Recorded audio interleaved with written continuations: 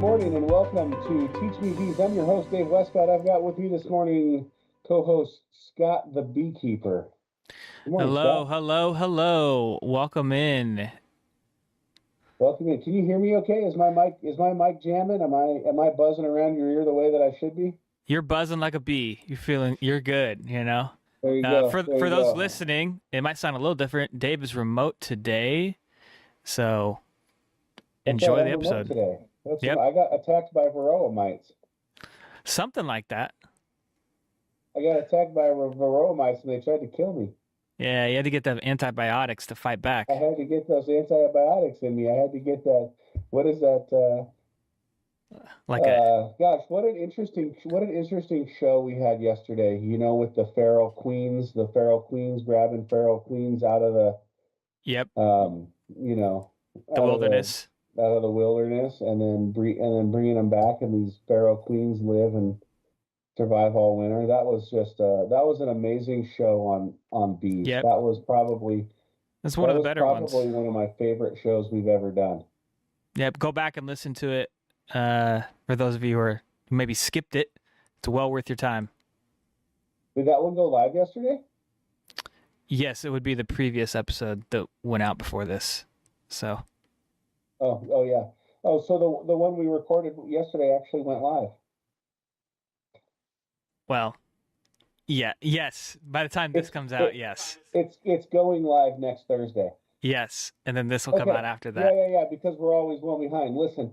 So now you know a little bit about our trade secrets. We've shared a little bit of our secret sauce, The secrets are with out. you, and that's the way to do it. That's a good way to go. Yeah, that was such a great deal. But listen, I want to let you know that I'm. Can you see what that cup says? Worker bee. I like it. For That's those right. That's listening, he's how. got a coffee cup that says worker bee on it. Look at that. Hey, that's pretty cool. Where'd you get that? Oh, I'm just playing around, having some custom mugs made, for the bee store. So I figured, hey, might as well have this made and, Try it out, huh? have my little cup of, That's cool. Energizer with it.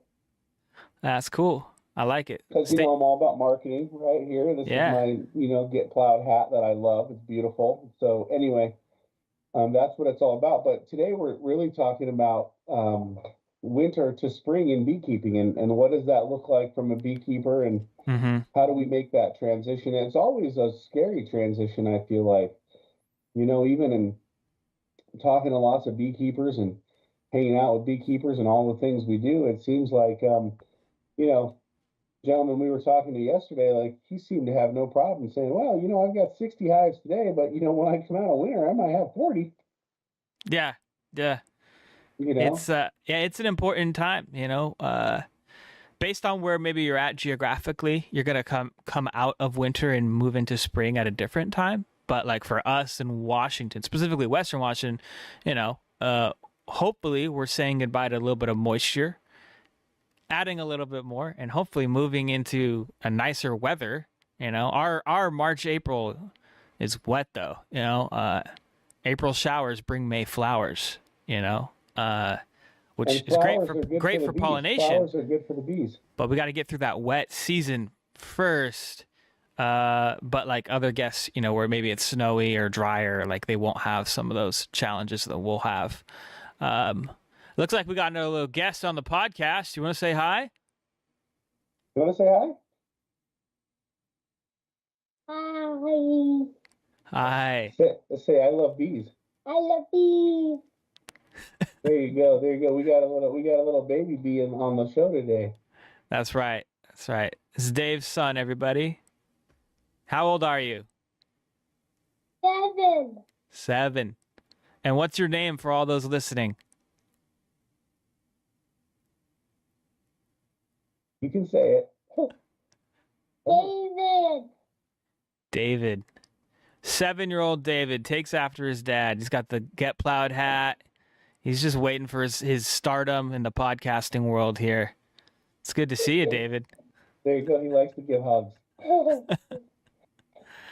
Yeah. as you can tell. So yeah, this is an exciting time of year. So we've got it's to, important.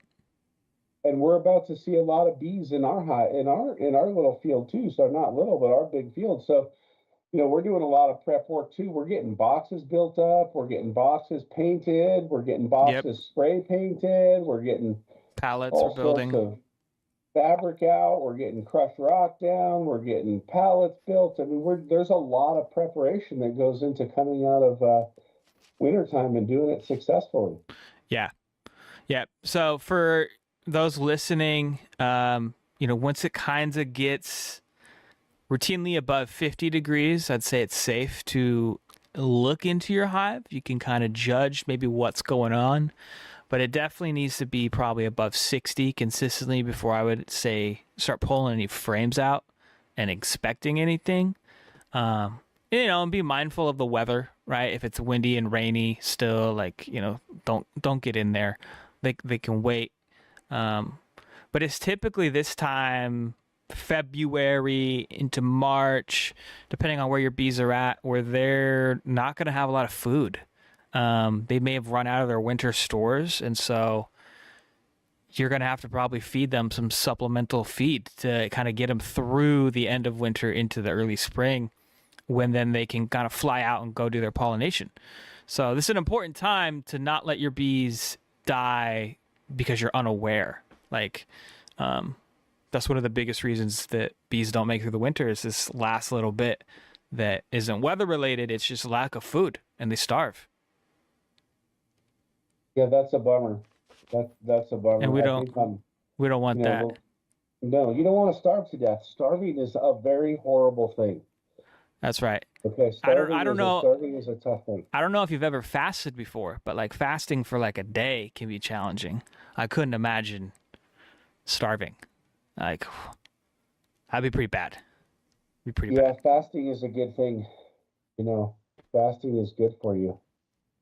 It's good practice. It's good for your prayer journey. Yep, good for you holistically. It's good for prayer. It's good to get you close to God. Yeah. And so that's an important thing. Yeah, it is. It is. Around this time of year, I would say, are your bees active? Look around at your hives. Are you seeing them come out? Have you seen them come out? For us right now, oddly enough, it was kind of frozen temperatures this morning, but broadly, it's been kind of in the upper 40s lately. It's moving to the 50s. We should begin to see a little bit of flight, a little bit of activity, bees going out of the hive to relieve themselves. Like I said, it's a dearth time. There's not pollen to go get, unless you've maybe put your bees in the almond fields in California. That's happening right now. And so if your bees are there, then that's kind of one source of pollination. And a lot of beekeepers do that nationwide. But for those who don't do that, backyard beekeepers or people who choose not to go down there, your bees should definitely be getting active. And that's something to pay attention to. And if they're not, well, I would have some questions, First one being, did they survive the winter? And the other thing is, did they buy a nuke of sleeping bees? You may have lost them all. Maybe they got frozen in that 12 degrees we had. Sleeping bees. Have lazy bees. You could have lazy bees, but I think at least lazy bees want to go to the bathroom. They want to get out there, relieve themselves. Thing. Do bees actually go to the bathroom? Yes. Ralph learned something fascinating he wants to share. I did. Dave, do you know do you know that bees fart? No, I did not know that. That is absolutely brand new to me. Bees let it rip, huh? They let it rip. They cut the cheese, They. Okay, how do they do this? How is this happening? Just like any system in the body where you're transferring food out of your body. Bees do go to the bathroom, but a lot of times air builds up in the system, and bees do in fact fart. Now, I don't know if it smells like honey. I'm not quite sure, but I've never gotten close Just think enough to the a bee raw while honey it you was. eat probably has been farted on. I'm assuming not, though. May smell like flowers. I'm not sure, but yes, they do in fact fart. Just like Farting humans. bees. Farting bees. This is interesting. So, have you ever seen that movie, It's a Quiet Place? Yes. Yeah. Very good movie. Very good. It's a bummer that the guy dies in the end. Why does he have to die? Spoiler alert. Everybody's seen this movie. Oh, probably. It's been out for like 4 years, but Yeah. Yeah, like It's been out for this is several not- years, so it's not a spoiler I mean, anymore. there's a sequel to it where the husband's not even in it. So I mean, yeah. Okay, fair enough. But- Also good. it's not like spoiling the end of The Lion King. Like I'm sorry, it's not like Mustafa getting attacked by a jackal and barely making it. Mufasa. What did I call Mufasa. him, Muhammad? I don't know what you said, but it wasn't correct. It was close enough. I think he said Musafa, and I think it's Mufasa, which is close enough. I mean, just 2 letters. Oh, geez. Okay, come on. That's like calling Obi-Wan Ben Kenobi. It's Yeah, so close. exactly. Okay. All right. Good reference though. Good job. Yeah, so I learned something. Obi-Wan Kenobi is one of my favorite Is your Star only Wars hope. characters. You know what show I loved? What show I really loved was Obi-Wan. Yeah. I thought that was an awesome show. That was Are a they great coming show. out with a sequel to it? I think they are. There's I talks don't- about it. I think there's rumors. Yeah. I don't know for sure though. I mean, that was a fantastic show. It's pretty good. It's pretty good. The last Star Wars show, Anakra or what do they call it? Ahsoka, that was better. Ahsoka? That was better. I thought Yep. that sucked. Well, most people love it, so you're in the minority It here. was so dark, and they brought like a demonic thing into it that they hadn't brought into like, why do we have to make it demonic? Why does there have to be an evil demonic element to the show? I don't remember that being in part of Star Wars. I would say maybe the Emperor is borderline like that. At least the original trilogy. He's kind of an intense, scary dude. I think it's in the same vein. Yeah, he's evil, but not like demonic. I don't know if we have Force lightning. That's kind of. I That's don't like know. Raiden powers, man. That's cool. That's like Mortal Kombat. Okay. So people liked the Anakra show. Yes, a lot of people like Ahsoka. Very much so. That's how they pronounce and- the name, Ahsoka. Ahsoka and Andor, also a very good Star Wars show. If you haven't watched it, I would recommend it. Andor was so boring, I wanted to blow my head off. Wow. No, it's great because it didn't feature Jedi and was actually a compelling story. That's why I liked it. It was unique. It was unique for Star Wars. I guess I'm just nostalgic. There you go. Yep, that's okay. I It's okay. like Return of the. Hey, you're back. I like Return of the Jedi. I like Luke Skywalker. I like Han Solo. I like Darth Vader. That's it. The OG stuff. That's what I like. I don't know that I care for the new stuff. But regardless of that, we're talking about the movie A Quiet Place. And my question is, I wonder if those little alien things that eat you, when they hear sound, could hear the bee fart. I don't recall bees being in the movie. I wonder if they all got killed. I don't know if they're in the movie or not, but I'm just wondering because those things open up their ear and it goes, Yeah. and it can hear everything, right? That's my impression, unless I you're don't by know, a Ralph, waterfall. You were a sci-fi guy. What is it?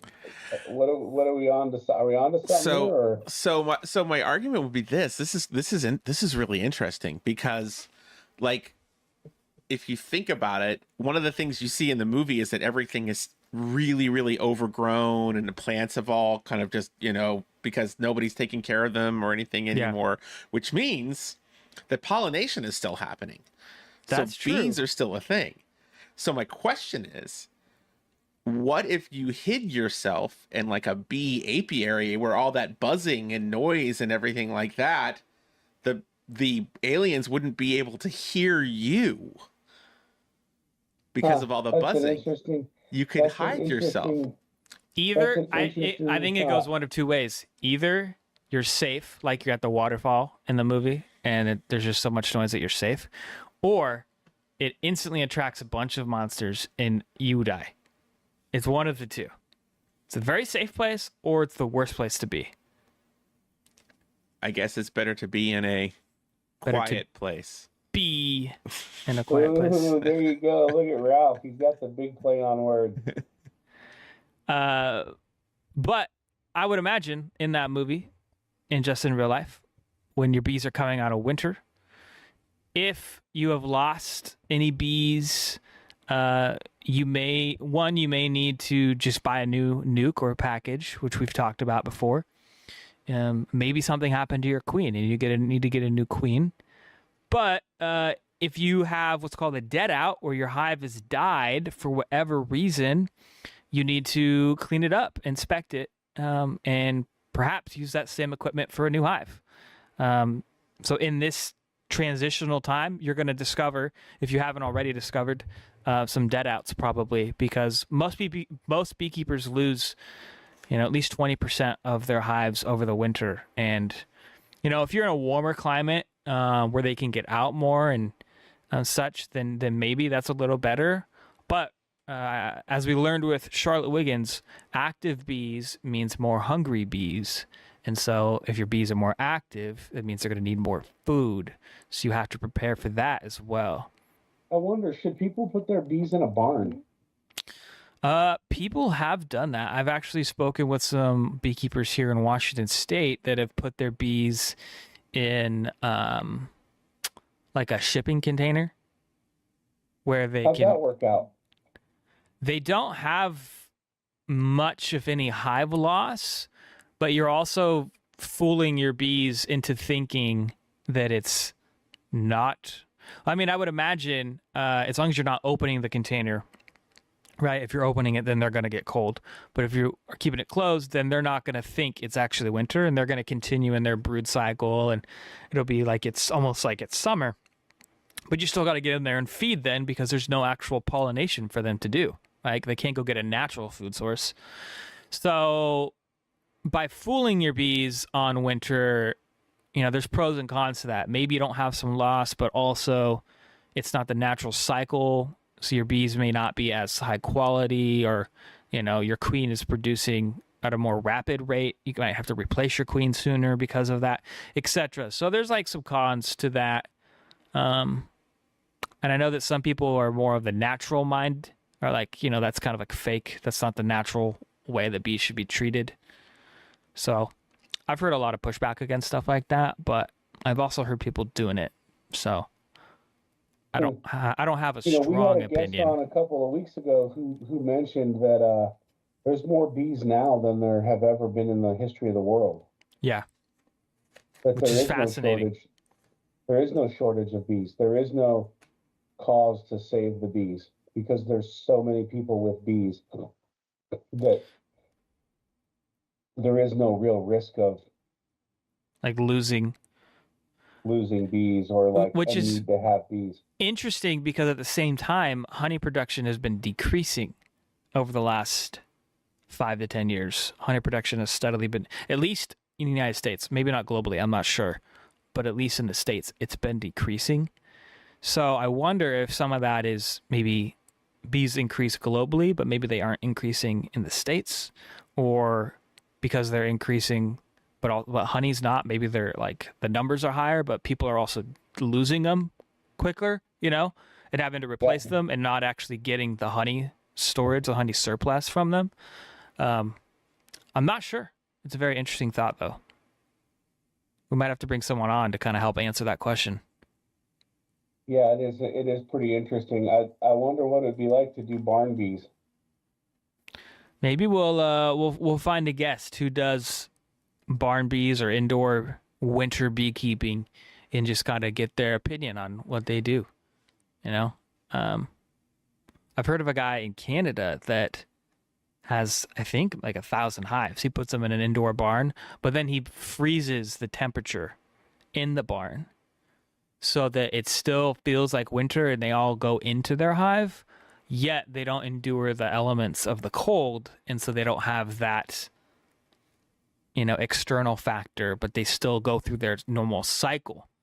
So Wow. that's an interesting premise. That sounds like an interesting conversation.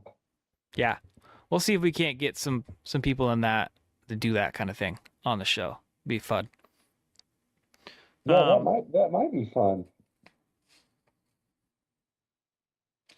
yeah, but as you're moving into spring here, I would just emphasize you're gonna probably need to feed a lot, and so get some sugar water, get some pollen patties.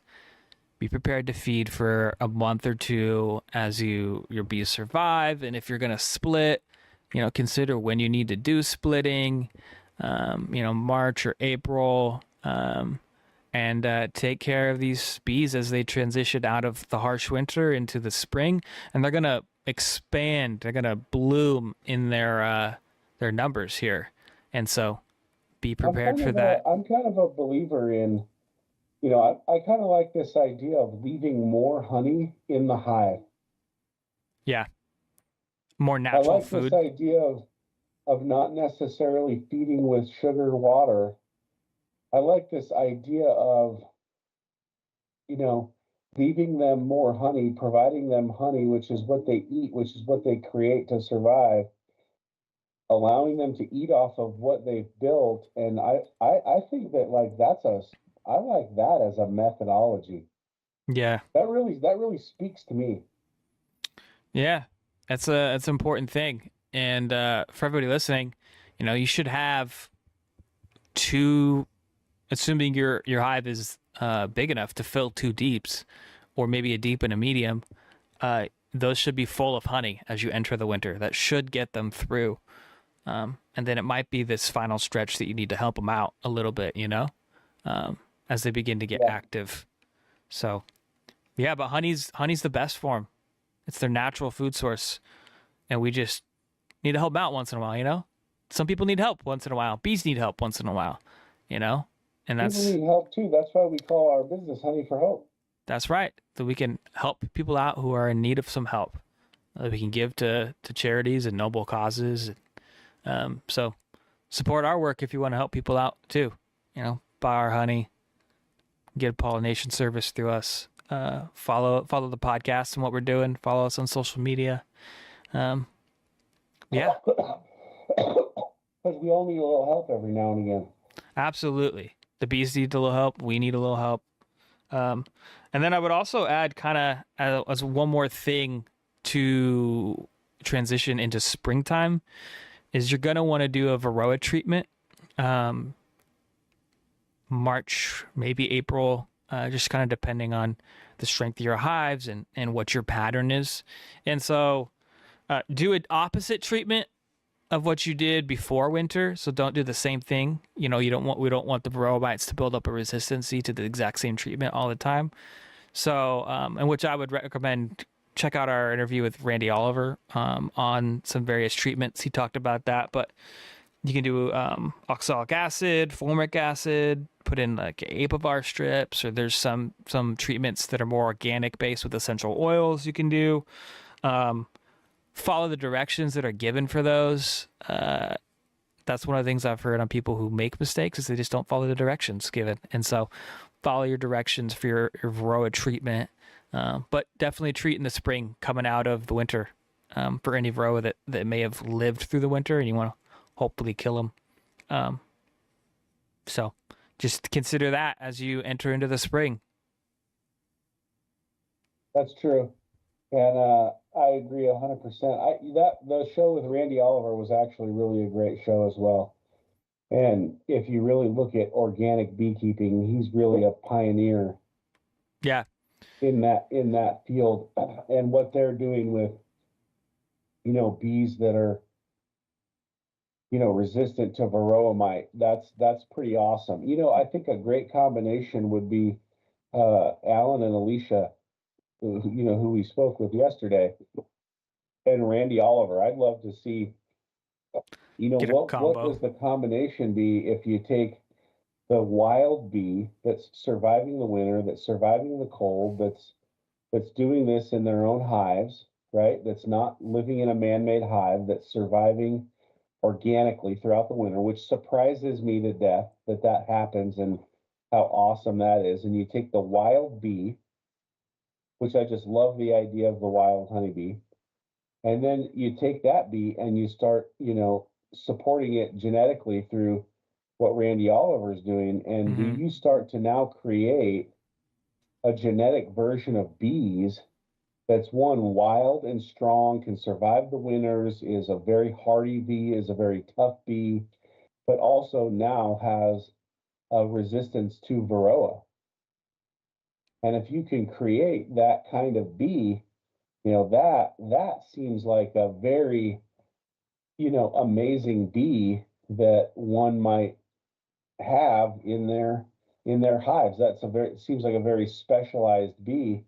Yeah, And I just the bee genetics just really excites me from it's just the fascinating. standpoint of what you can do and what's out there. And the amazing thing about this podcast is just all of the different worlds that we touch. We're touching so many different worlds, we're touching so many different spaces. Whether you're talking to somebody who raises Russian bees that are a little bit more temperament with the cold, or you're talking to somebody who's working on natural, feral bees, which is just an exciting, wild idea in and of itself, to somebody who's just working on, genetics and focusing on Varroa-free bees, to, somebody who's been in the industry for 30 years and says, don't get into beekeeping, don't touch beekeeping. If you want to help the bees plant flowers, but stay out of it. I mean, it's just incredibly interesting, the variety of guests, the variety of knowledge, but also the place in which the guest actually launches from. I just Mm, find that fascinating. How many guests are just really excited about bees and excited about having bees and excited about supporting people on their bee journey. And then you can have the next guest that's been in the business for 25, 30 years, and they don't get into it. It's the worst thing you can do. And just the variation of people, and just like the folks we talked to yesterday, been in beekeeping for 108 years, right? They're family, fifth generation beekeepers, yeah. right? Incredible. Incredible. 108 years keeping bees, on some level within the family. Looking back at, Grandpa's diary, where we're talking about, what we're struggling, with keeping bees back during World War II. Mm, Just the amazing journey that we go on this podcast, from week to week. And it doesn't matter if we're talking about Star Wars and the shows, or if we're talking about, the Chiefs winning the Super Bowl, and I can't remember if we got our scores right, because that was something we were my talking about. I went 24-20, ended up being 25-22. So pretty close. I was keeping track during the game. And yeah. When the Chiefs had 16, I was like, yeah, I'm probably not going to hit my score. But then we got close. So, Yeah. It was a good game. It was a good game. It was a good football game. It ended the way I think the majority of people thought it was going to be. But that's the point. Like, we have a good time on the show, but we really cross a lot of different, just avenues and thoughts. And just, it's really exciting to just really kind of take almost like a time machine snapshot of the guests that we have on the show, and just how intelligent they are, but how each one is so different. yeah. From Rainy Day Bees. I mean, what an awesome show that was. Two hives in the backyard, allowing people to, experience beekeeping for themselves, just all of that good stuff. And I just love the show. Anyways, we're bringing it in for a close. We're bringing it in for a landing. Today's show was all about, what do you need to do to get ready, from winter to spring? What does that transition look like? There was some great tips on the call. Don't get into your hives unless they're above 60 degrees. Don't remove, regularly get into your hives. Really 50 is where you want to be for, that. But, don't remove frames, just be careful of your hives and make sure it's a good experience. Scott, any final thoughts you got with us before we leave today's call? Nah, not a ton here. Just I would emphasize feed your bees, make sure they're good. You want to give, if they've gotten this far through the season, you want to fully get them through winter. So give them that extra nudge of food, supplemental feed, whether it's a pollen patty or sugar water. Just get your bees through the finish line, and then watch them take off into the spring, which is when it starts getting a little more fun and exciting. And so just kind of help bees get through the last little bit here. And, stay tuned for more awesome guests on the show. We look forward to having some great interviews. And, keep joining back. Rate, review, follow along. If you happen to be a beekeeper yourself and you're interested in talking about something specific on this show, feel free to reach out to us. Scott at honeyforhope.org. I would love to chat with you and see what that's like.